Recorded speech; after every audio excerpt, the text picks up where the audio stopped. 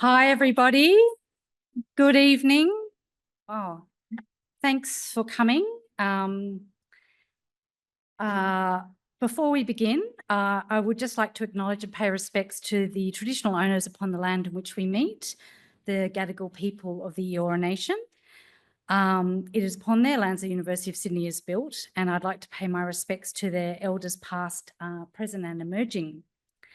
Hi, my name is Katrina Liberou and I'm a curator here at the Chak Wing Museum. I'm delighted to welcome you here tonight for our discussion, The Lens of Perception, a panel discussion on glass. Some of you joined us at Sydney College of the Arts in their glass studio or their hot shop earlier to see Andrew Lavery in action blowing two objects as directed by the artist Consuelo Cavaniglia. And this is the first time we've partnered with SCA in this way. Correct me if I'm wrong, Andrew.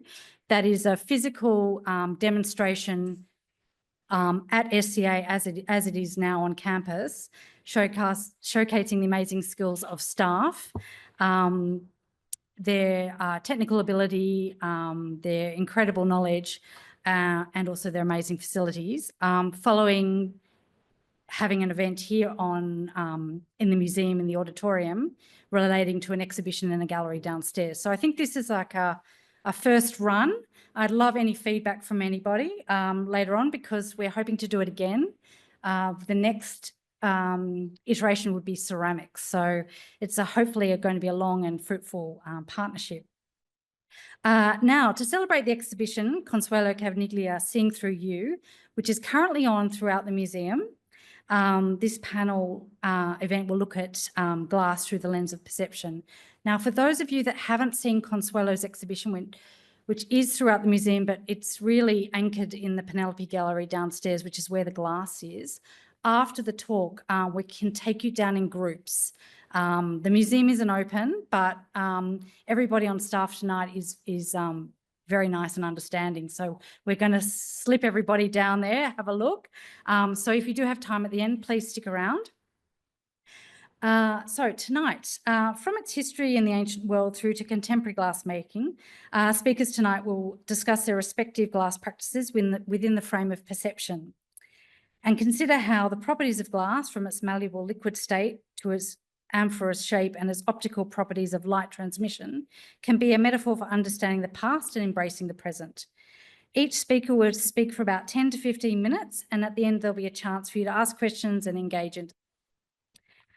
So I'll run through who everybody is speaking, give a quick bio of everybody. Dr. Thomas J. Derrick is an archaeologist who is the Gale Research Fellow in Ancient Glass and Material Culture at Macquarie University, where he's researching a large collection of ancient glass vessels and objects housed in their university's museum. He has worked on Roman glass assemblages from the UK, Italy, Kosovo, and is a board member at the Association for the History of Glass. He's also published on the senses in Roman society and how we can uncover them through archaeology. Bronte Cormican-Jones is an emerging contemporary artist and writer working between Garigal lands in Sydney and sorry, I can never pronounce this properly, Nunganal lands in Canberra. Her practice is primarily sculptural, exploring the field of spatial practice through object installation, performance and photography. Responding to architectural spaces and materials, she understands the material of glass to be a lens that frames perception and our interaction with space. Her practice is interested in ways in which glass can be both reflective and transparent and can hold and define space. She plays with these properties within her work as a way of researching visual perception, disorientation and direction. Her recent work explores relationships between architecture and the body, reframing our understanding and our own reflections in glass and mirrors. Bronte graduated from Sydney College of the Arts in 2022, and she was awarded the Fuse Glass Prize and David Henschel Emerging Artist Award. She's undertaken residencies at the Adelaide Jam Factory, Erambu Artist Environment and Canberra Glassworks in 2023. She has exhibited in the Milan Glass Biennale and the Canberra Art Biennale in 2024, and she currently holds the position of President of the Australian Glass Art Society, Ausglass. Associate Professor Andrew Lavery, we just saw earlier, is the co-director and co-chair of Sydney College of the Arts, having previously held roles as Director and Chair, Deputy Dean and Associate Dean of Learning and Teaching. He serves as the Executive on the Australia Council of University Art and Design Schools. He's a practicing artist and his research interests include urban ruin, land art, dialectical and historical materialism, urbanism, Walter Benjamin and Henry Lefebvre, I can never say it, so my French is terrible. Visual perception, space and light, op art, expanded approaches to studio glass. And last tonight we have Consuelo Cavaniglia, who is an artist who has a major exhibition here at the moment, Seeing Through You. And she's had key solo exhibitions at PICA, Perth Institute of Contemporary Arts in Boorloo, Perth, Gertrude Contemporary in Melbourne, University of New South Wales Galleries. And in 2019, she was included as the inaugural Macfarlane Commission's exhibition at the Australian Centre for Contemporary Art. She studied at the University of Western Australia, followed by Curtin University. And in 2017, she was awarded a Master of Fine Art, also from Sydney College of the Arts. And she's represented by Station Gallery. I would like to now hand over to Thomas. Thank you.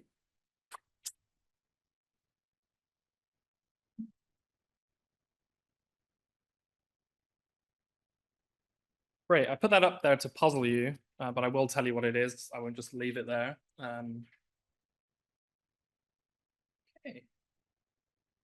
Great, so I will preface this by saying I have very little practical experience. My screen's gone dead. Oh, there it is.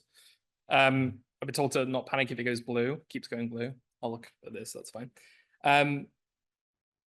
So who am I? That's a valid question. Many of you don't know me. Some of you in the room do, and I've been surprised by several colleagues turning up unannounced, but still very welcome in the room. I'm an archaeologist and Roman social historian. And by social historian, I mean I'm looking at bottom-up approaches to Roman society, and often archaeology is one of the ways to get there. So I analyze assemblies of glass to understand the societies that produce them, consume the vessels, and the behaviors associated with them. So perfume bottles, therefore, are a proxy for investigating consumption of perfume, that kind of thing. That's exactly what I did in my PhD. I looked at small glass flasks from Roman Britain, and then I analyzed how the use of them changed through time. And if you want to know, you can ask me later. But more recently, as said in the introduction, I've been working with museum objects as the Gale Research Fellow to undertake provenance research, scientific composition analysis. We've done XRF analysis. We're still in the process of that. It continues tomorrow morning. Searching for comparanda and publishing the collection. There's me starring on Kosovan News, which we can all agree is not grainy at all. And then also the project I work on in Kosovo. That's the EU ambassador, but you're not allowed to call him an ambassador because he's not an ambassador, apparently. But he's essentially an ambassador between the EU and Kosovo. So I won't get too deep into the weeds with history with a room full of people that are interested in art. But I think it's important to illustrate where glass begins. We think it's sometime in the 3rd millennium BCE. I've seen between 3,500 mentioned, 2,500 mentioned. But the first glass objects seem to be produced in Mesopotamia, in modern-day Syria and surrounding countries. But around 1600 BC is when the first glass vessels are produced in Mesopotamia and Egypt. So this is a vessel probably from around 1300, 1400 maybe, in the Macquarie Uni History Museum. This is tiny. There's no scale on that image, but this is like this high. But very similar objects. They can be bigger, but they are core formed. They're made by making a plug from dung, clay, and then wrapping the glass around that, trailing it almost like candy working. And then, so that's why you have these trails. It's a very different production method than the ones we were seeing with the blown glass. And also, once you take the plug of dung, etc., out, that's still on the inside of the glass. So you have to, and if you make a container, you can't always get all of that out. So it's not ideal, and it takes much longer than blowing a vessel as well. Around 650 BC is the first glassmaking manual, which is quite interesting, but we think that it's actually a copy of an 1100 BC manual, which is interesting in itself, that this has been written down in cuneiform even then. But the period I will really be focusing on is this period from the late 1st century BCE. That's when glassblowing is invented in the Syro-Palestinian coastal region. There are arguments about where it was, but it's clearly that region of the world. And these craftspeople and their crafts spread throughout the Roman Empire to all parts of the Mediterranean and beyond. So this cup in the Met on the bottom right actually names the glass worker Ennion. And Ennion's probably the most famous Roman glassworker because he put his name on everything he made. Because these are produced through mold blowing, and then you can put your name in the mold, and then everyone you blow has the name, and until the mold degrades and then it gets slowly harder. But we have names of something like 20, 25 Roman glassworkers, but they're all usually from this Syro-Palestinian coastal region from the 1st century, and putting your name on things did actually drop off. And there are all sorts of debates as to why that happens. So there are colleagues that teach ancient history in the room, but the first place many people go to see human reactions are texts. Obviously, there are huge problems with that because these are very elite, educated people. So this is a quote. This is a passage from Strabo. Strabo was a Greek who was from modern day Turkey, and then maybe his family were given Roman citizenship, but he traveled all around the Mediterranean. And we can hear where he talks about the level of glassmaking in Egypt, Rome, around 23, 24 CE. We can date that because he mentioned someone dying and we know what year they died. So we can work out when that book must have been composed.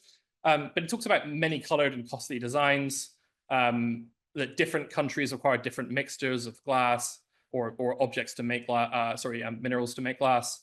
And that I think what he's talking about with facility in manufacture is using things like molds and different workshop furniture. What's really interesting here is apparently a glass beaker or drinking cup could be 1 copper coin. That's around the price of a loaf of bread, maybe less than a big loaf of bread. So these are really cheap in the 1st century CE, which clearly shows how many are being made, how quickly they're being made, which is really interesting. This is a beautiful color band unguentarium from the Macquarie Museum. These are made, they're a hybrid between mosaic and blown glass. So they're blown, but they're made using mosaic canes. They're led lengthwise and then gathered. So this is a really interesting, very time-specific 1st century CE process. But I put that on there because I think that speaks to this 1st century period where there are many colored and costly designs, and that really does die off after that period. And things get more simple. So this is an interesting passage from Petronius' Satyricon, if anyone has read this. Peter's nodding because I believe he probably teaches this at Macquarie. So Trimalchio is sounding off about the different things you can make vessels out of. He's talking about metal, gold, silver, and he's being lampooned in this, but he says that he prefers glass as it doesn't give off a smell, it doesn't affect the thing in which you're claiming to have connoisseurship over, it doesn't affect wine, etc. But he presents this story about how during the reign of Tiberius, that there was a craftsman that made a glass goblet that was unbreakable. A lot of ink has been spilt about what this is. It's just a story about how bad this emperor is. It's probably not a real thing, but supposedly you could drop the vessel, hit it with a hammer, and then straighten it out. There is a theory that he's watching glassblowers working and that they're just rescuing a vessel that's broken, and that they're just denting it and then showing that that it's molten. So this is a suggestion that this is a story actually from watching glassworkers work. And then Caesar here is Tiberius, the Emperor Tiberius. Does anyone know about this technique of making glass? And then he has them killed because no one can know if we can make glass in the same way that we make silver objects, gold objects, expensive Corinthian bronzes. No one would use those things and they would be completely devalued. And then the imperial house has control over those objects. So glass, if someone could find and make an unbreakable glass, it would ruin the entire precious metal industry. So that's something interesting to think about. Some blown glass was made in molds, and Romans were no exception. and they really did allow them to experiment in form and decoration, and also just making things really quickly. They could be made in minutes, sometimes less, maybe 2 or 3 minutes, and then annealed. All you need to do, there are people with actual experience in the room, so I'm not going to say what you need to do because I haven't done it. But also, due to the socioeconomic reality of the Roman Empire and the infrastructure filling that empire, raw glass could be shipped from the Syro-Palestinian coast. So all Roman glass is made in Syria-Palestine. Primary glass, it's made in huge tank ovens where the minerals are mixed together, and then it's shipped all over in these sort of chunks. You can see on this table here, these are some chunks from my project in Kosovo. And this is these are actually from Egypt. So in the later period, it switches to Egypt, and the primary glass is made in Egypt. This is what we call HIMT, which has a different chemical signal, but behaves very similar to the blue-green stuff you can see on that bottle there. There's also a different human impact. Glass went from a very labor-intensive product when they were casting and grinding and making millefiori glass. The furnaces are much smaller. We saw a furnace today, but Roman furnaces could be really quite small, but with many different ports on them. And glass, while it's fragile, is the best for containing substances that might spoil quickly, like perfume, wine, etc.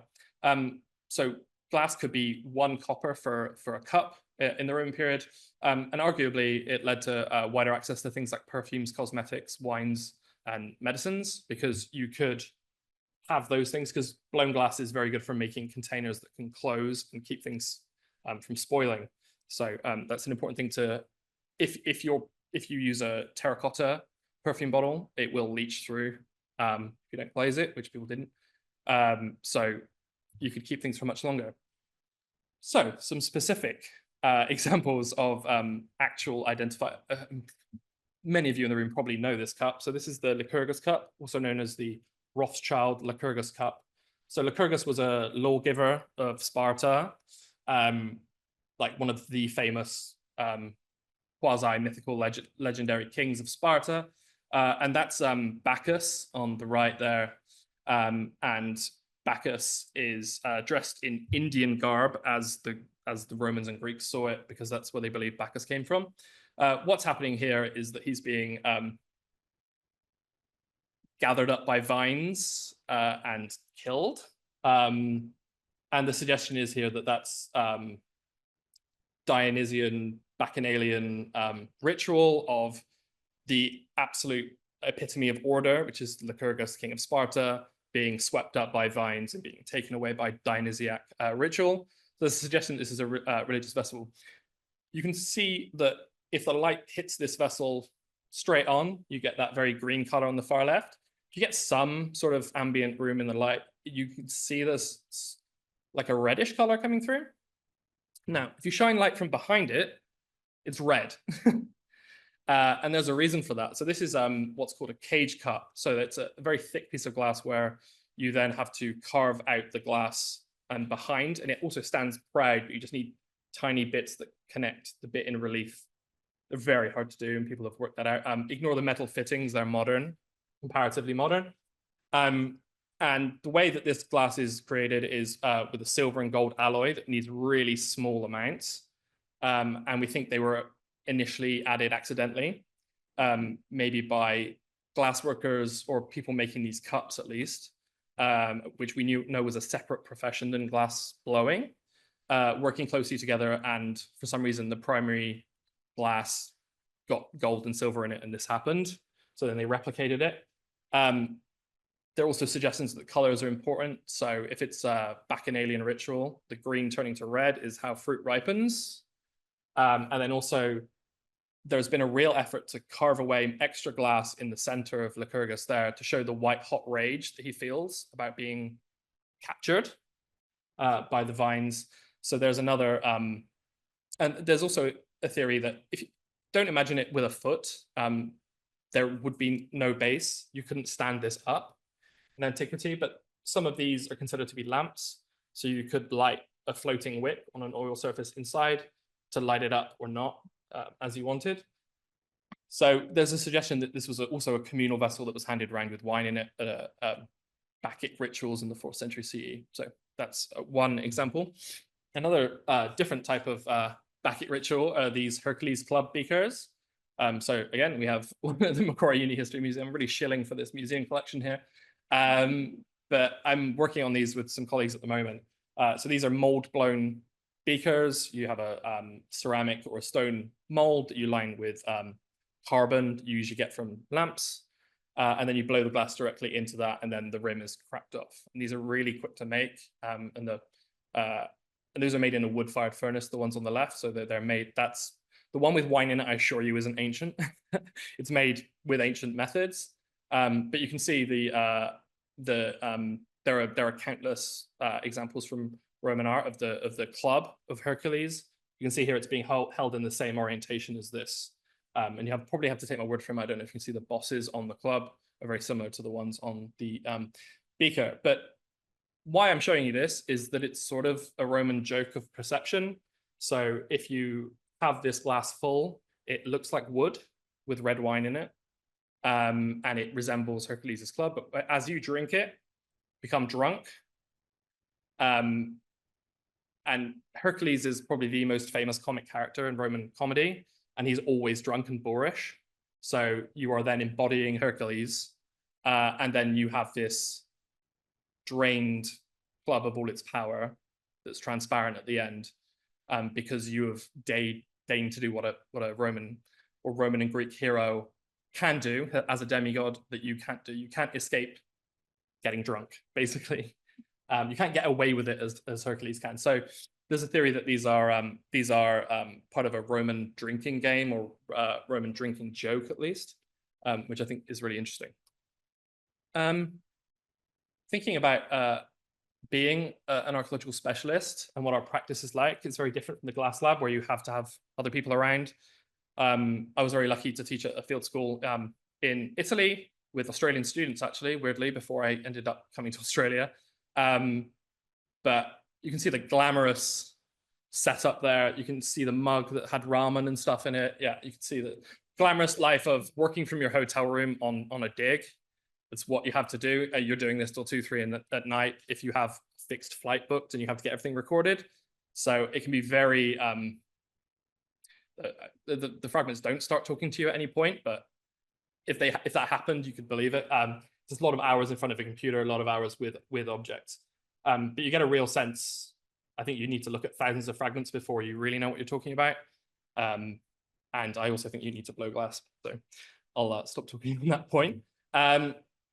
One way I really am able to connect with ancient glass workers is to look at the waste that they leave. So here are some examples from my site in Kosovo. You have these drips, and you can see where these things of excess glass has been pulled off and snipped off. And you can see the breakage point. You can see the tongue marks where individual glass workers have made decisions, which is really interesting. The one at the bottom is a moil from a blowpipe. We saw one of those ping off a blowpipe in the demonstration earlier. But you can really see these. Often this material is not considered important and it's just discarded. So I think it's really important to try and reconstruct past practice through this sort of material. More and more people are doing that in archaeology. And that's definitely something I'd like to do more of. So that's it. Thank you.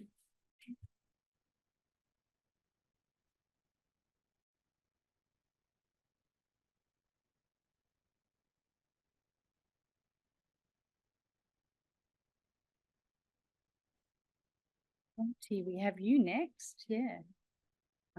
Sorry, I do need Julian.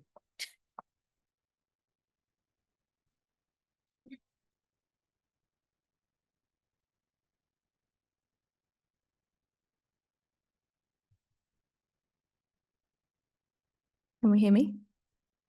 Yeah. Hi, everybody. My name is Bronte Cormican-Jones. I'm an early career artist. I graduated from Sydney College of the Arts a couple of years ago. I first want to start by acknowledging Gadigal people whose land we're gathering on today and pay my respects to elders past, present and emerging. Before I start, I just want to talk you through, or I want to read a poem to you that sort of prefaces my research into glass as a sculptor. Glass, a material that reflects space, the self, framing the inevitable relationship between a body and its surroundings, space to space, person to space, a material that holds light, a window, an architectural membrane, a surface rendered invisible, transcends the space with a subtle but harsh barrier. Observe the glass. The image lies in and between the layer. Space itself is distorted. Glass is the image. So this is one of the first pieces of writing that I wrote about glass when I was creating one of my first sculptures from the material a few years ago. It's been a material that's interested me since then because of its, mostly because of its use in architecture and its presence as a window in buildings, but also then in contemporary architecture, its presence as walls and doors and sometimes floors and ceilings, and the way that glass works in architecture and the way that we respond to it in our body has been my area of interest since then. I also was drawn to it looking at Magritte's painting The Human Condition and thinking about how glass window in particular is something that really frames our perception and understanding of a space. As you look through a window to the outside world, you see a view framed, whether it's an ideal view or the view you're given. But then as we learn to look through windows throughout our lives, metaphorically, we sort of frame our perception through the window and our understanding of space. The window follows us. Flusser says that glass is a material par excellence in architecture that simultaneously points us away from and towards our being in the world. And he writes this in his essay on rain, which was quoted recently in a piece on reflections. But he writes about observing the rain hitting a window when he is inside a building and noticing that as the rain hits the window, he realizes that he's in opposition to the outside world, protected from the outside world. And glass then allows him to distance himself from what's going on outside. And it is this barrier that points him away from his being in the world as a natural being. But it also allows him to see where he is situated from a place of safety. And it's kind of interesting to think about that because he's writing also about this product called Vitri-Glass, which when it was introduced was advertised as a health product. But what it was is transparent glass that the first transparent glass windows installed in buildings that you could actually have sunlight pass through. So prior to that, you had sort of milky glass windows. And when we had these transparent windows that allowed sunlight to pass through, that was sort of this start of being allowed to be inside a building, but pretending that maybe we were in interaction with the outside world as much as we might have been if we were outside. This is one of the first sculptures I made from glass. It is my height, and it's made from 8 panes of glass that have been hand frosted. And I was looking at trying to think about glass as a object, as a material that's not just a surface that you look through, and also not a surface that you look at and reflects back behind you, but also something that takes up space, that has a mass. And then also thinking about the space between, what if you put a window in front of a window in front of a window? If the window is not framing the view beyond, but another window, what happens then? Where's the, what happens in the space between these panes of glass? And this is a work that, as you wander around it, this sort of illusion is broken and you get different sightlines. But as you approach it face on, you get to see yourself in the reflection in this sort of illusionary tunnel. So Flusser says that glass occupies the between of man and nature. Glass plays in this abyss. Naturally, it reflects it, but really it is also suspended and suspends us within it. I'm going to talk you through another body of work of mine called The Body Reflects the Space. It sort of was a body of work that I was doing specifically on perception, using the material of glass, but primarily in mirrors. Lazareва says, vision is not a simple veridical reflection of a reality. Instead, it is an active process of reconstruction, inference, and prediction. And it was this sort of understanding that vision is not something so straightforward, but it's something that can be impacted by stimulus. That was what I was playing with this body of work. So the first work in this series was a parabolic mirror, which is a concave piece of glass. I made it by slumping a sheet of glass in the kiln to a slight curve and then mirroring that glass. And what you end up with is a product that's actually used in old telescopes. And the first one I saw was in an old museum in a room about an old telescope. And I approached this object on the wall and I was so curious as to what it was. I couldn't quite tell what was happening in its surface. And is that a mirror? That's a mirror, but why am I upside down in that mirror? So if you stand further away from the parabolic mirror past its focal point, you appear upside down in its surface. But as you wander towards the mirror, you realize that there's something happening to your body and you start to shift and swirl, and then you invert right side up as you approach this mirror.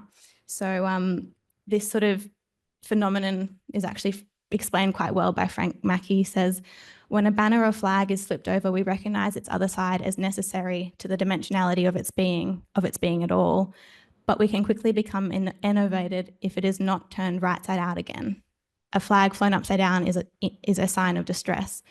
And in seeing my body upside down, I wanted to rectify that. I wanted to approach this object and try and understand what was going on. Another interesting thing that happens that's also kind of confronting is that when you approach a parabolic mirror and you get past its focal point, you are right side up, but you appear magnified in its lens. So you just get your face right up, right close. And so that was an object that I went straight away. I need to figure out what this is and how to make it. And I want to make my own one. And I want to put that in a gallery space because it's something that's had such a technical use, but it hasn't really been something that people have interacted with optically. Side by side here, on either side of that mirror are these two mirrored boxes. And they are sort of interacting with each other through reflection. I want to read you a quote, which is that Frank Mackey again says that reflection is the encounter of kinetic surfaces, one with another, one touching another, one energized by the other. And I was thinking, what happens when you place the other surface as another reflective surface? And if they're energized by each other, reflecting each other, but both of them are reflecting reality and neither of them are actually containing real space, what's going on there? And this is sort of a phenomenon that I've been interested in actually since I was a child. When you stand inside a glass lift or elevator and you've got mirrors on all sides, I always was raising my hand up in front of the mirror and watching each of my doubled and tripled reflections do the same action. And that sort of repetition and doubling of the body and this real illusionary space that exists when you just mirror a mirror has always been something that has interested me. And then Frank Mackey says again, the person I see in the mirror is a sign of me, but also is a sign of many other things. The reflective surface may be a sign, but it does not operate as one if my proprioceptive focus remains on the object in the mirror. This, no doubt, is also one of those elemental truths that painters have always known. To entail a reflective surface in a painting, one must illustrate that which has been reflected. To signify the reflective surface itself by way of the brush and palette is literally to paint nothing at all. And the final work in this series is this dotted mirror piece. And this is something that is, to me, sort of the crux of embodied viewing as a habit that I sort of take with me. I spent my days coming to and from uni on the bus, and I would look out through the dotted advertisement on the outside of the bus that's printed in what they call this contravision film. And you've all seen it, it's like a dotted advertisement. And as you're sitting in a bus seat, I'm sure you've all done this, you look at the contravision and then you look out through and then back at the contravision and then back out through the window, and you're sort of playing with this focal point. You've probably done it one or two times. I did it every single time I came to uni.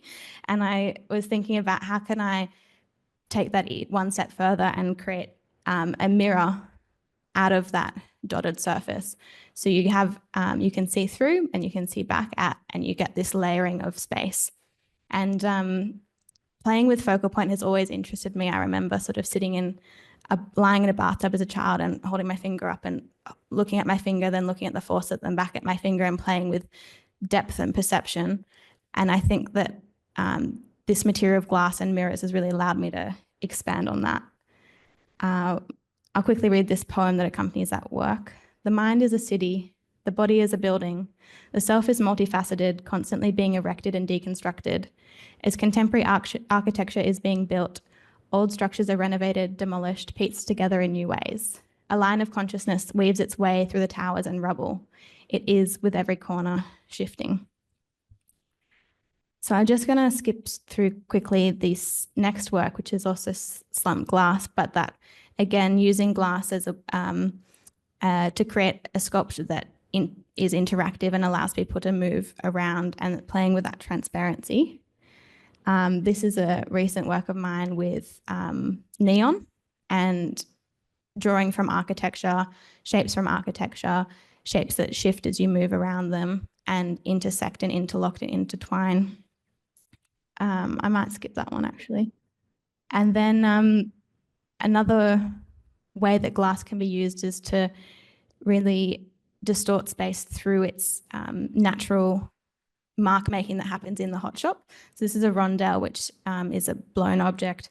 And then some glass lenses. Has been some research that I've been doing, creating lenses and objects in the hot shop and then taking them out and using them as an additional lens to the camera in a way that shifts and distorts space, and observing through a camera in a way that allows us to acknowledge that the camera is making a reproduction, and using it as a real lens in the sense of the word, that a lens can distort space. So that's this series. And I'll just, I'll talk about this work is a membrane between shifting spaces. Is there a way to play this video? I can just, this one? Oh, click with the mouse. Oh, yeah. Oh, Yeah. oh, yeah. Right. So this is a performance that I did across 3 days in Sydney, where I wore the glass panel on my back in a frame that I built, and in this way it became like a moving building, like an architecture that was wearing a window walking through the city. And this is, if I sort of skip forward a little bit, or maybe not. You can see that I have buildings that are appear on my back, and this pane of glass is something that is reflective and transparent, and it situates myself in space, and my body starts to disappear, and then the pane of glass starts to disappear at certain points in time. And if I go down, this is something that I continue to research. It's a sort of, to me, like a study or market work that I'd like to upscale, but it's a series of glass vessels that I, again, hand silvered, and one appears in another, in the same way that the buildings in Barangaroo do. Those buildings that have this really reflective glass film on their, mirrored film on the outside of their glass. And you sort of get a doubling and tripling again. So this is a few of those works in together. And I just want to leave you with my own quote from one of my papers, which to me sums up my understanding of glass so far, which is something I'm continuing to research. The original mystery of plate glass is that it is both fragile and structural, transparent and reflective. It is a material that can be looked through to its surroundings, and it also reflects the space behind it. This means that glass speaks visually of the context it exists in. In this way, glass is a material that filters and frames our perception and interaction with many architectural spaces. It both holds and reflects light as a transparent membrane which separates interiors and exteriors, public and private spaces. Glass separates our domestic space from the external world and simultaneously frames our understanding of a view. Thank you.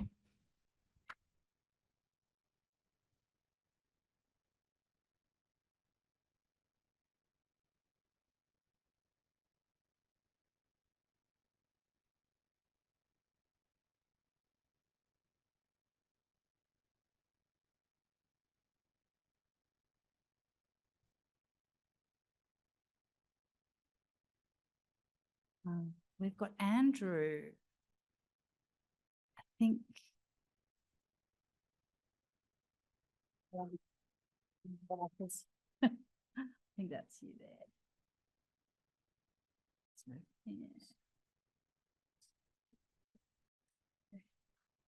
Beautiful. Thank you. And thanks, Bronte, and thanks, Thomas. Really interesting and enlightening. So I thought today, a little bit unconventional, but I'm actually going to show you some of my older works because I think it fits with the context of visual perception, space, light, and glass. So we'll kick it off. These are some works that grew out of my interest in 20th century modernist design in architecture, glass, but really anything, painting, contemporary art practice, and so on.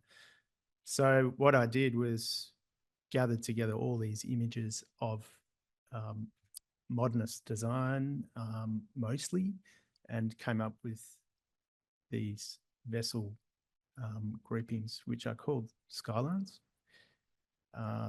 And these to me are like drawings in space.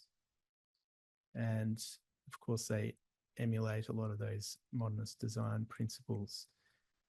So the thing about these forms that may be of interest to you in the context of this talk is that there is an optical fold in each of the vessels. And sorry, am I? Okay. Can people hear me? It's a bad habit of mine. So the line that you can see across the red forms is an optical fold, so a fold in the glass. And that's actually a Roman technique. A lot of old Roman bowls and vessels had a fold in them, and it was actually a necessity to make them stand up.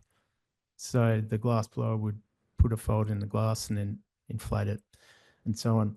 But for me, it's an optical element that links each of the forms.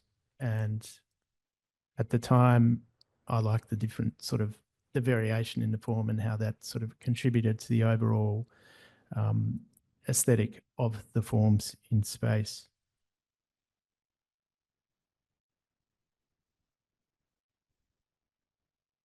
And here's some, so just to give you an idea of scale, and thank you for the people who joined me in the glass studio. It's great to see some people take such interest in that. There have been times in my career when I just couldn't understand why people weren't as interested in glass than I was. So that was really good. Thank you. So you can see the forms became a bit more sophisticated here. And Consuelo's worked with Tom Rowney, but actually made these with Tom Rowney, interestingly. So I have done a bit of work with him.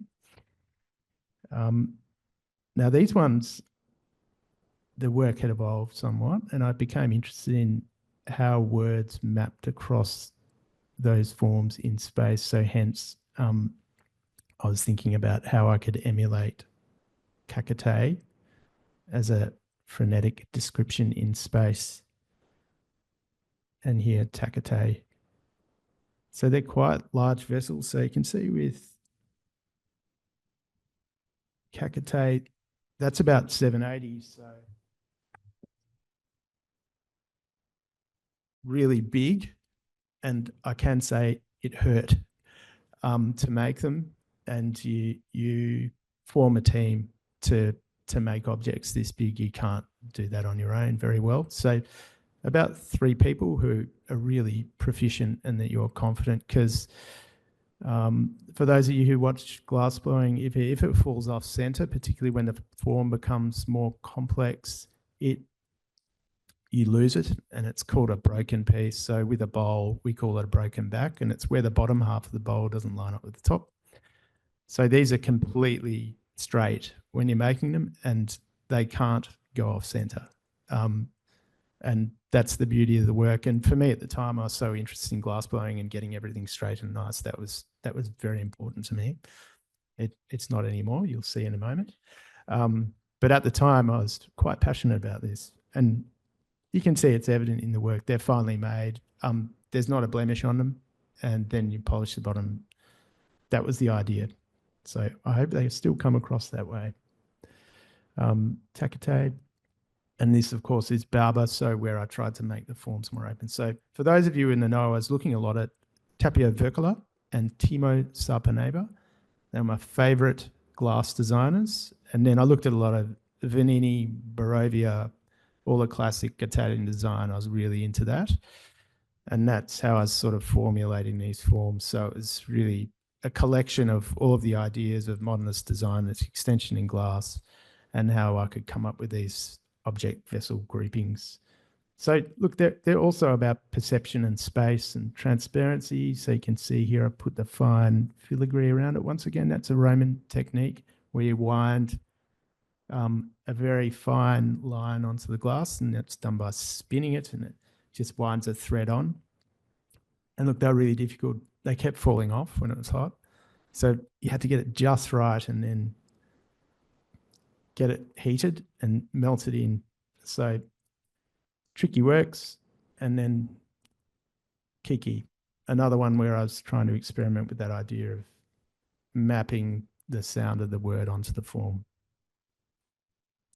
And look, grainy images, apologies, but I've included these just to give you an idea of how they work together in space and how reflected light works. And also you can see in the left-hand image how that optical fold works. Okay. So some more recent work, and this is where I really departed from being, I can't work you to describe, a hardcore glassblower where it was really my thing. So I really did make some significant changes to my practice and the way that I work. So I still wanted to work with glass in my practice, but I wanted to work more conceptually with some ideas about urbanism and urban ruin that grew out of my PhD. So this work is about wreckage and ruin in urban space. So I'm very interested in what gets discarded in gentrifying suburbs. I'm interested in the ruined buildings as well, and there's some other works with no glass in them at all about that, but I thought I'd include this one because it has glass in it. So part of my interest is how regenerating suburbs evolve, how certain subcultures creep in, so skaters, but then how they're ejected in the process and the vulnerability of those subcultures. So this is a work about that. I guess you could say it is about space, perception, form, light. It is intended to be absurdist, and I'm using the vulnerable qualities of glass to express how those countercultures do get ejected, how they are vulnerable in this process. So some of you may recognise that as being components of a chair. Some of you may not. It's an old Thonet chair, so it's the components of that I've reworked and then reconfigured in this absurdist sculpture. And here's another version, but where I've used high-end gin mixing bottles that generally creep into more gentrified suburbs. So it's about that class structure and how suburbs evolve, and then certain classes creep in and transform the suburb. So I've picked these bottles up, so it's like recycling, and turn them out. And so that's not actually furnace glass, that's actually the gin bottles, which I've reworked and then leaded as you would in a LED light window in a heritage house. And once again, it's the same components of that same chair, the Thonet chair. So I think, sorry, I've included more slides. So different works, but these are works that are about change over time. They're not so much about urban ruin, but they are about time and space and objects that just get discarded over time.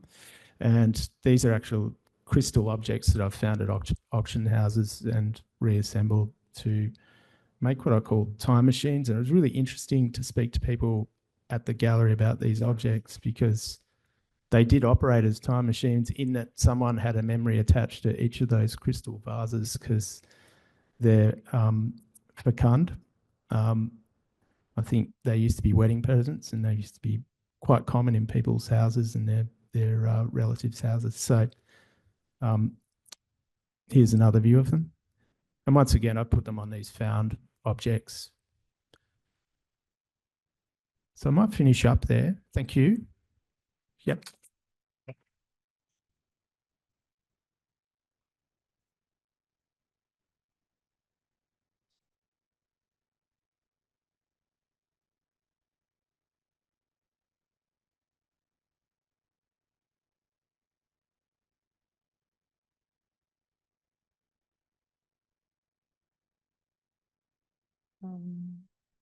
I'm going to keep it pretty short as well. I've got, sorry, that disconcerting thing with the blue screen. That's okay. It's okay. It comes back. I know. I was like,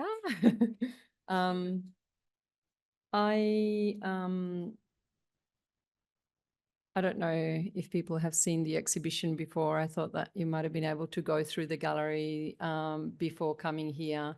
And so I might have actually included different images if I'd known, but hopefully you can go in afterwards if there's time and have a little look. I was invited by Katrina to do this show.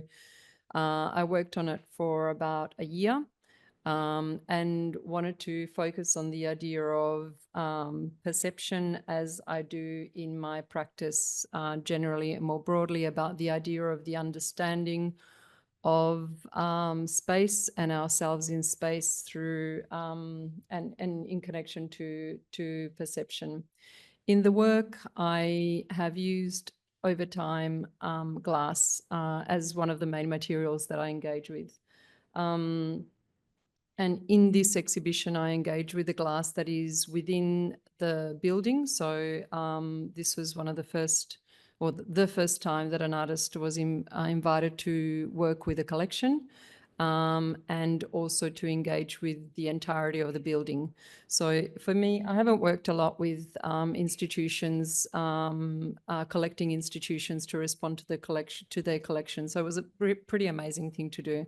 And to go in and have a look at the types of things that were collected, how they were collected, what objects were there, and to respond to them. So the idea of seeing through you, which is the name of this exhibition, is about seeing through both visually glass that is in the building. And so you might have seen some of the vinyl works that are throughout the spaces.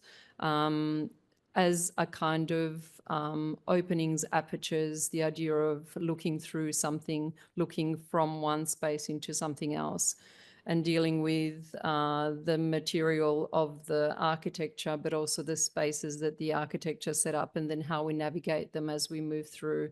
But also inviting you to look in a different way, because those, I guess those vinyls also create a kind of a frame. So I thought about the idea of framing and thought about the idea of apertures and viewing devices, lenses, things like that. I started working with glass and then the glass work, as Katrina said, is actually downstairs.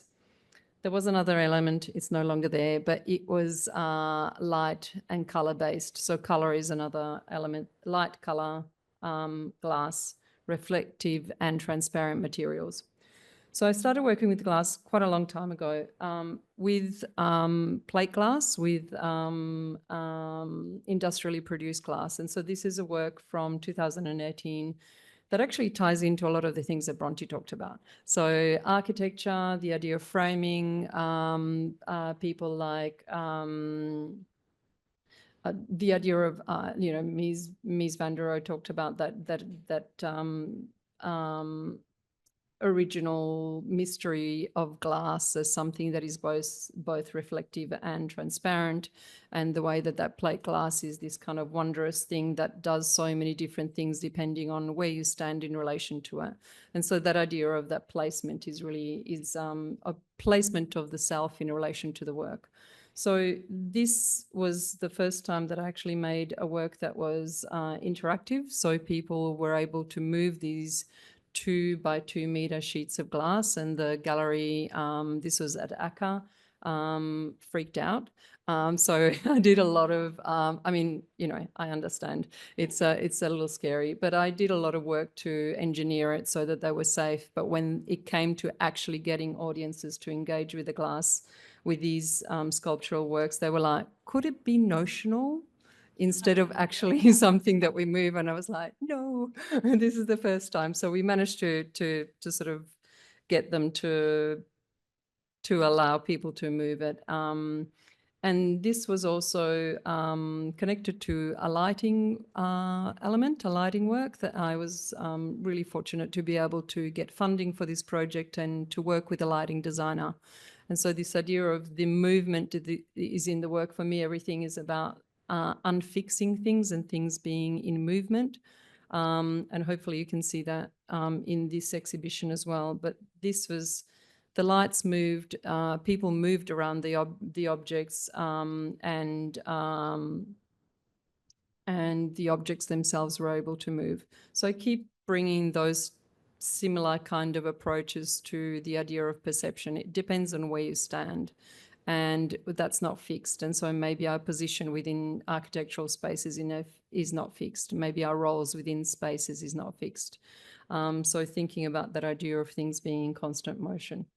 I work a lot with two-way mirror because it is a material that allows you to get the reflection and also look through, and it's kind of mysterious. So I like that idea of the mystery in the work, and I engaging audiences, engaging the viewer in the work, and that kind of subtlety of a kind of, I don't know, I guess a sort of a partial view, something that disappears, something that isn't fixed. These were hinged works, so they could actually be moved. And depending on where you stood, they framed things in different ways. They framed themselves, they framed people who encountered them. I think also any time that you deal with a reflective material, the audience is implicated in the work, because as soon as you stand in front of it, you're in the work, you're part of the work. And so this is a series, I often work with doubling layers of things so that you can't actually focus. There's this sense of things constantly being out of focus, and that things are doubled, they're split. You might walk in front of a mirror, but it's actually divided, or you don't end up seeing yourself, or you expect yourself to be within the space of the work, but also within the space that is reflected in the work, which is the space that you're actually standing in. I also did this series of works that were about, like, very small, really simple, the simplicity of the materials just being, I like things not being complicated in the way that they're made. So the question is not how is it made, but what it's actually doing and how do I see myself in it. So these are just glass discs that are inserted into a wooden base. But they become sort of like, I don't know, 10 layers, and there are only 3. So you can't really tell what's going on, and you keep walking around them. So the idea that the body of the viewer is mobile, and it keeps, hopefully the work invites you to move around it to understand what's going on. And also the subtlety of color mixing in space. So this is a blue sheet of glass and a yellow sheet of glass, and it turns, of course, as we know, into green. Those types of things about color mixing. And I often bring structures into it, I guess because of the connection to architecture, building spaces, and using the materials of architectural things as well. So metal, glass, fairly elemental, I guess, kind of materials. Then in 2022, oh, actually, I think it was 21, but COVID got in the way. I got invited to do a residency at Canberra Glassworks, and it was mind-blowing. It changed everything. I never thought about actually working with handmade glass because it just didn't cross my mind. It wasn't something that I could access. It didn't feel like I had the skills. It felt like something that was completely out of reach. But I went down there and did a residency for 3 weeks to start with, and I worked with some amazing glass makers who mentored me, and the way that the residency worked was incredible because you got to work with people who taught you about glass. I went first for 3 weeks, learned a whole bunch of stuff. It was too much. I almost couldn't take it in every day. I was overwhelmed by the sheer amount of, stuff that I was exposed to. There are so many techniques. It's incredible. And I worked both with kiln forming, and these are all tests that were made in the kiln, and also glass blowing. I never did any of the glass blowing myself. It's still something that I really want to do. I love the hot shop. I got to do those things that if anyone came, like for the people who came to see the demonstration earlier, holding the paddle, opening the door, running around and sort of fixing things and passing things around. And I really love that communal way of working. It feels like you're in a kitchen, the same sort of language calling behind, talking to each other and to hand things to each other. It's really terrific. Kiln forming for me was also fantastic because I'm a maker and I like to actually get my hands in there with the making. So this allowed me to do a lot of the things myself and trying out different things. So it was all like, what if I do this? And they were like, no, Con, you can't because this is what's going to happen. So there's so many rules and I was always trying to sort of jump a few steps. But one of the things that I did learn about glass is that it is incredibly slow. And you've got to take your time to learn, to build, to do the processes properly, to do the testing. I never wanted to do the testing. I just wanted to jump in and get on with it. But it doesn't work like that. And this was working with Tom Rowney, who has, and 2 forms that I made a little bit later on. Also really daunting to work with these people because Tom is somebody with extraordinary skill. And to ask him to make a couple of like modest tumblers just felt foolish. And I wanted to just keep sort of excusing myself for just asking him to make something really like, I don't know, I guess just so simple when he's got this incredible skill. But there are so many incredible things that come out of working with the material and starting to learn with the materials. So I started to get a bit playful with kiln forming and used this material that it's basically crushed glass that's called frit. And started to sort of test things. So putting it in the kiln, but without a backing to it. So it's almost like lace. It's really thin and it became these kind of like sheets. And a lot of the stuff that I did when you come to glass without being a glass maker, you kind of don't know the rules, so you don't stick by them. And I think a lot of the people at the glassworks are always just going, what are you doing? And also they just thought that this was awful. And a lot of the things that I make, like this is powdered glass that I just pressed into a form. And then if you make it hotter, and again, just slipped into a wooden mold, shiny, it's a bit hard to see on this slide, but less hot, it becomes powdery and sugary. And I think we talked about being hooked. I'm 100% hooked, and I keep thinking about, so these are all sort of forms with openings and they're still talking about framing and looking through things and combining things, but I'm just itching to go back and do some more work. I have been thinking a lot about the idea of glass, like what happens with that. We talked a little bit about across different people about recycling or about using the glass again. And I've started to sort of collect all the things, and there are many that have failed that I have made, and thinking about how I might be able to smash them up and heat them up again and put them on something like a surface and creating textures and so on. And last time when I was starting the work for this show, I went back to Canberra Glassworks and I was working with Lewis Grant in the kiln forming. And the first day I had my little visual diary with 20 different ideas, and he was like, no, we can't do this. No, we can't do that. No, that's not going to work because of this. And so I was like crushed, but went back from where I was like, okay, well, what about if we, and just kind of kept going and tried to do things in different ways. But he he agreed to let me do this, and to actually start. They cut glass all the time and have a bucket with just scraps, and so I just started picking up the scraps, cutting them smaller, and just mushing them together to make these works. And one of them, actually, this is powdered glass again, but some of this this is downstairs as well. But just thinking about, how do I keep using it? What do we use? You know, the things that go wrong, there's so many things that go wrong. And so how do you keep it's such an incredible material and a valuable resource. And how do you not just kind of ditch the stuff that didn't quite work and keep using it? And one of the great things, of course, about doing this project was to be able to look at the collection of optical instruments. And I gathered a whole bunch of them, and they're downstairs as well. And to look at the beautiful structures, some of the things that even Bronte, you described, is like some of those lenses do. They're just the most extraordinary shapes. And then the structures that hold the glass. There's so many incredible things that is so rich for, maybe, I don't know how many years worth of making has come out of just being able to engage with the collection and the antiquities and so on as well. I think that's it. Yeah.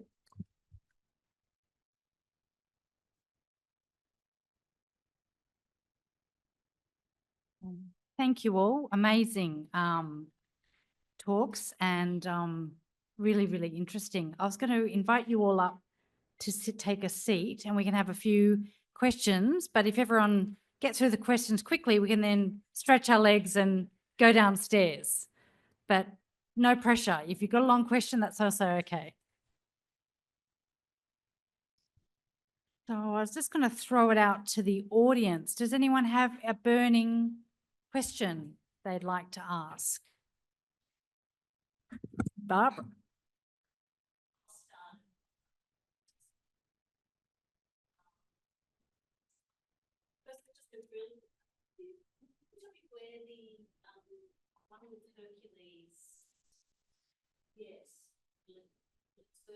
Oh, the Kirkus, yeah. The green red. It's in the British Museum. We went to America for a bit and now it's back. And I also have another question for you. Are you interested in contemporary art and what aspects of that? Yeah, I am now. Yes. I don't mean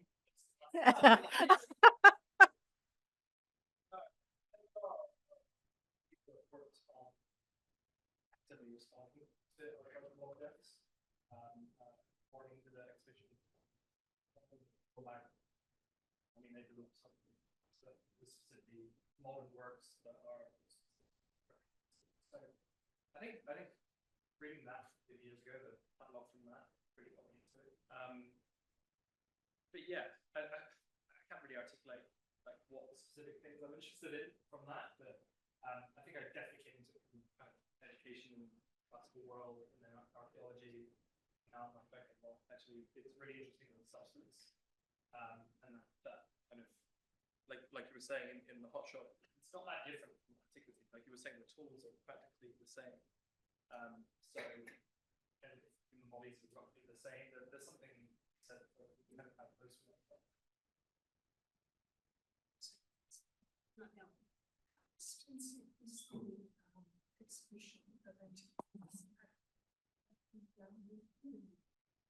Quarry is on a better place in the room to answer that. There are, I would say, over 200 glass objects at the Macquarie History Museum. Most of them are on display, and we're talking super complete objects as well. So we had a relatively large donation with Janet Hale, so that's why it was in my job title, Hale Research Fellow. So she donated a large collection of very high quality Roman glass specifically, but other periods too. So we probably have one of the larger collections anywhere near here. Should we say I haven't done it's not really important to work out how big the collection is, but it's, okay, how many objects do you have in the museum? In terms of ancient objects, it's probably about 8,000, so it's much smaller than Chak, but pretty fish. Oh God, yeah, how many? Yeah, glass is closer to just 300. Yeah, 300. If you used to manage the museum, as Abby works at the museum. I actually find out how many glass objects are in the collection was part of Yeah, so yeah. So it ranges from fragments to whole vessels. 200 ancient objects, and then there are different glass objects from time periods as well, because we have ancient collections, but also more modern and ethnic. So to the public. Yes, 10 till 4. It's free. Yeah. Don't know the phone number.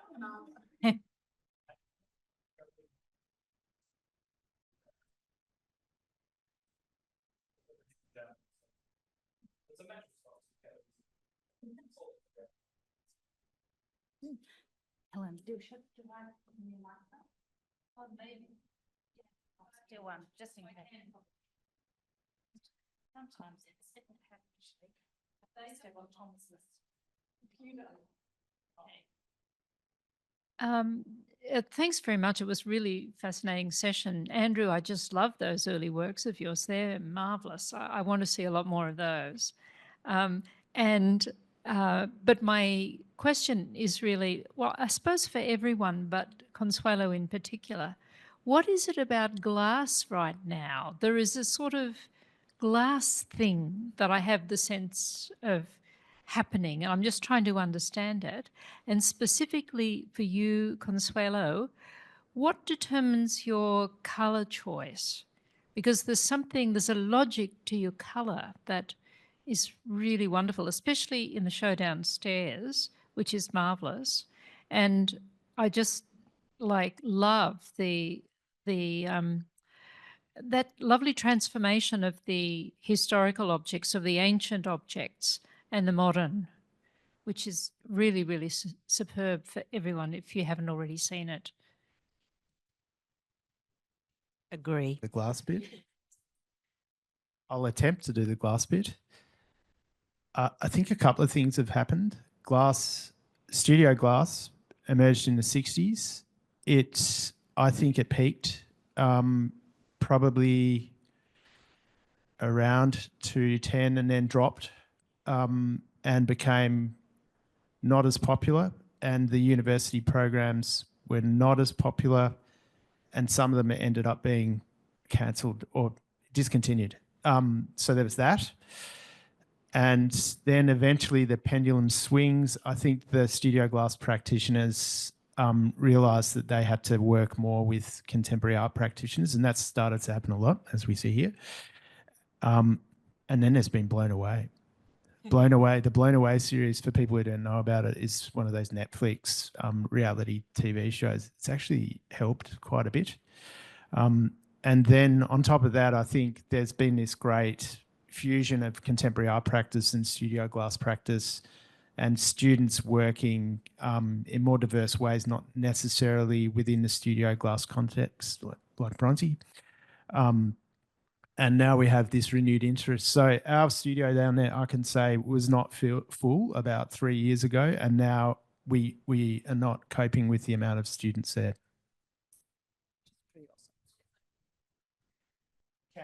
Yeah, I was going to say that I think for a bunch of us, like Canberra's been really crucial. So Canberra Glassworks, if you haven't been there, go. It's incredible. And I think one of the things that has happened within Canberra is so the artistic director, Amy Frodsham, has set up this residency, which is the residency that I was part of, that was that invites non-glass artists to work within the glassworks and be connected to glass artists. So there's this kind of, I guess, crossover of the things that we might bring to glass because we don't know the rules, as I said, and also what glass artists can kind of bring to our practices and thinking about the way that, you know, that we can work with a material, with a medium, but also other ways of working. So I think it's almost like Canberra Glassworks has really opened its doors in very recent years and invited a lot of people in, so much so that I think at the moment they've just got to sort of hold back because there are so many people working there, and then the glass artists who are based there don't get access to the facilities. It's pretty crowded. But a lot of us have sort of met through that, and it's been a real sort of core for us. And I think it's really promoted the use of glass. I also think that there's those types of things that happen, like ceramics just went crazy at one stage. Why? Why did that go crazy? And then I think textiles is starting to sort of bubble up as well. And glass is one of those things that's happening that is also starting to sort of, yeah, it's really building up. There's so many artists who are working with glass. And I think some of those are maybe just kind of, I don't know, the stuff that happens. Yes. What do you reckon? I just want to add that I think it's sort of a top down and a bottom up thing as well. We've got institutions collecting glass for the first time in the past 20 years. And even in the past 10 years, we've had like some national institutions collect glass for the first time, which is a huge thing. And then we've also got like really, really dedicated teachers at university level and mentors in other spaces that are putting all of their energy into allowing students and newcomers to glass to interacting with that material and use that material. And it's kind of their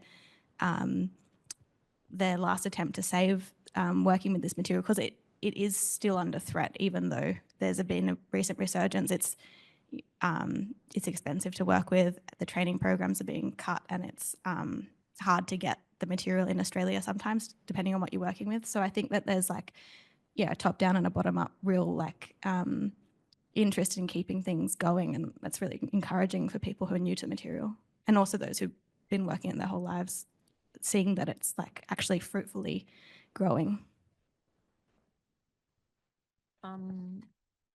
Colour, just quickly. Colour perception. So I try and think about the way that colour is in relation to, the colours work in relation to one another, but also sometimes it's not the limitations, but I don't like to make a colour. So I like to, in glass, often you can sort of fuse things together or layer things to be able to make a colour, but I never work like that in any of my ways of working. I like to work with the things that I can find in some ways and then pair them to almost, like for me, the color mixing is often in space. So you encounter, I don't know, as I said, like a sheet of green, a sheet of blue and a sheet of yellow, and then that mixing happens through that.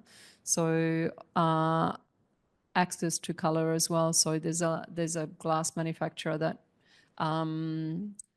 is no longer in Sydney, and so or as they were closing up, I just went through and got all of the sheets of glass that I could find, and so it was pretty random colors, and I was just like, I'll take it, and so some of it is also those types of things, but generally for me it's about perception. Yeah. I had a question for you, Bronte. That performance work I really loved watching the video of it. But I know that you were particularly interested in the moments where it reflected the buildings. But as Con alluded to, when people encounter a reflective surface, they can't help but interact with it. And so I was wondering whether there was, points of interaction with people on the street as well through that performance. Yeah, definitely. So moving through the city wasn't just an architectural space, public space as well. And it did change where I was in Sydney and who was around and what sort of interactions happened. I had things like I had someone filming me, two people, Morgan Hogg and Caitlin Chan, who I forgot to acknowledge, but filmed me across both days, 3 days. And in some areas they were working quite a distance behind me, and they'd capture on the camera what I didn't see as I was walking. People were not interacting. And then as soon as they were sort of on the other side of me, then they'd start to interact with the work, and they'd be curious and they'd sort of go, what was that? And so I could sort of, head down, just take on my task and perform the labor I was performing with, and I was going, is anyone engaging? Are they not engaging? But you can sort of see sometimes in the footage people begin to engage when they think that I'm sort of not looking. And then I had other people that came up and were sort of really quite curious and asking what was going on. A lot of really quizzical looks. And then, one of the things with putting glass in the public space is that there's this sort of real perception of that could be kind of dangerous, and I don't know if I want to get too close to that, or what is that? Is that a sheeted glass? If so, that could be dangerous. And so there was sort of some people who were seemed to be quite cautious, and that was something that I was intentional about when I was deciding to use glass. And I actually, in making that performance, I had this sort of mind map that I drew up of all the things that I wanted to do with different works. And then right in the bottom corner I had of the mind map, I had performance ? And I showed it to my teacher and she was like, well, you're making performance then, because that's the thing you're avoiding doing. And it was sort of this like, can I perform with glass, and have other people done that? And there are a number of artists who've done it, but it's not a common thing to do. Yeah, it had a Joan Jonasy kind of energy, was the first thing that I thought of. But that one is like specifically reflecting people. But I liked that this one was more like speaking to the architecture as well. Thanks. Perhaps this is a follow-on question around that question of risk and glass and perceptions of safety, danger, fragility of glass. Like, it is something that each of you touched on in some regard. And I'm wondering, I suppose, well, Consuelo, I'm curious about the work that you created at ACCA and the risk management of that space, and also whether people were keen to interact with those panes of glass physically or not. So we've been talking a lot about perceptions via the sense of sight, but there's the perception of glass in terms of touch and texture and interactivity as well, that body embodiment. They were pretty safe. It was laminated glass as well, so it wasn't going to shatter and go everywhere. So that was necessary. And the way that it was sort of, you know, framed and so on. Metal frame, metal and glass don't necessarily love each other, but you know, there's things to sort of make sure that there wasn't so much flex, and so I engineered it to be able to be safe. And people were actually keen to move it, and I guess also encouraged by the gallery staff to say, oh, you can move it. And there was something satisfying about moving them, because there was a bit of resistance, but not so much. I did a lot of research on casters, so they were silent and had a really good sort of resistance. So you couldn't also just like move one of those sheets and send it flying across the space or anything like that. So yeah. But I guess the sort of fragility of the glass is one of the beautiful things of it, and also a curse, because there are so many things. Like, I was just looking at I was like, oh my gosh, like making those works, and know like the times that you blow glass, and there's stories of making a gigantic form, and then a bead of sweat falls down and on the form right at the end, and the thing you know that it's gone. So it's pretty.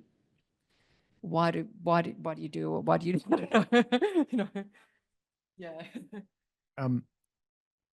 I had trouble selling those forms with the galleries, the early works, because the gallerists kept saying that people with kids or cats did not want to buy them. So the only people who were buying them didn't have kids or cats. In terms of fragility, that's something I noticed teaching in a lab with glass. A glass that's already been broken 2,000 years ago. Students did not want to touch it. And it took them like a day until they were happy. Because I said, if you drop that, it will be fine. And if it turns into two pieces, we'll just count it twice. No, we won't do that. But like it is already broken. And I think also adding age to something. I mean, obviously with art, there's a value attached that's different. But I think people often attach value to age, and then something that's old and fragile must be like doubly don't touch it.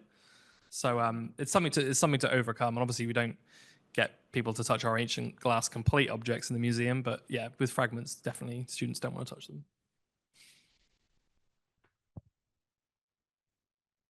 Anyone else? Other question? I just wanted to actually ask, pick up on something earlier in the week. Is it this week? Yeah, earlier in the week, Andrew came and had a visit of our collection stores and looked at our ancient glass. And he made a comment when we were trying to pick or look at potential forms that students might engage with in making in the future. And Andrew made a comment that actually the simplest form is the most complicated or technical, and a more what we consider a more complicated looking form is actually simpler to make. And that kind of blew my mind. I don't know, Andrew, if you can explain how that Yeah. works, because I I'll still don't quite. provide some context. So I was looking at a bowl, a shallow bowl, which is actually quite a difficult form to make, versus a little amphora, which is a lot quicker to make. So it's a deceptively simple Roman shallow bowl with a couple of lines just near the top, and I think it had a folded foot. So that takes quite a bit of time and skill and concentration to get that just right. Whereas the amphora, you can just hold it down and turn it around and open out the neck, and it's very quick. So that's what I meant. Yeah, one more.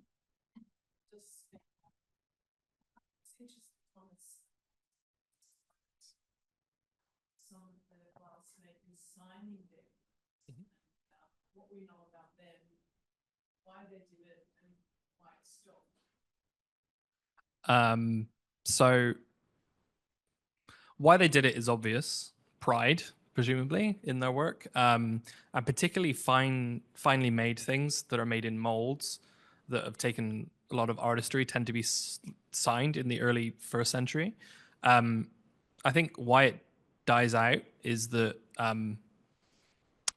people actually stop making things in molds. It's just something that they stopped doing after the end of the 1st century. There's some elements that there's a process called optic blowing, which is like a part mold. So you blow into that, and then you blow the vessel afterwards, which then can make like different designs and stuff. But I think the kind of like the vessel I showed with the Enion made this written in Greek on the side is because of that pride, but also the artistry. Those Enion vessels are made perfectly, and they're obviously made in a mold. So I think it changes to people stamping things on the bottom, and that's more in line with what things people are doing on ceramics as well. So it's actually related. So it's a different. They're still stamping things, but there's a question to what are they stamping. So with a perfume bottle, is the stamp on the bottom who made the perfume? Is it the person who made the bottle? Are they related to each other? We often don't know, and often with Roman names, so-called Roman name is a trianomina, 3 names. We'll get the 3 initials of their name, but that's it. But presumably everyone in the neighborhood knows who that is. It's the guy with all the fumes coming out of his house, presumably. But to us, that's a name, and we can't pin that, because we only have the first letter of the name. So I think full names are more common earlier, and then they tend to get abbreviated later. And then actually you get things like people stamping on the emperor's names and things, and it seems like the emperor starts getting involved with things, which complicates things. And maybe it's not quite so important, the identity of who made an object, which is interesting in itself. Well, I think that probably brings us to the end. Could you all put your hands together